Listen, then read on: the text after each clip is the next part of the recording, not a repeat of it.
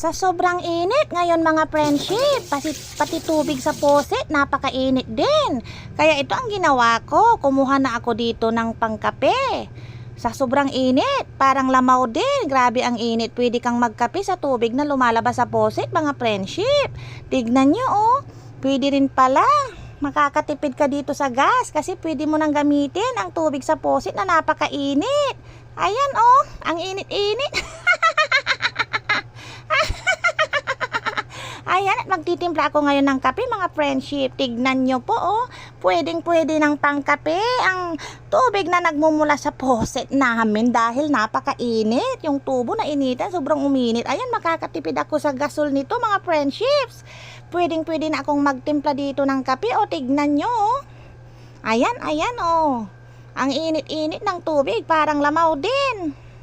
Pwede ka nang magtimpla ng kape sa mainit na tubig.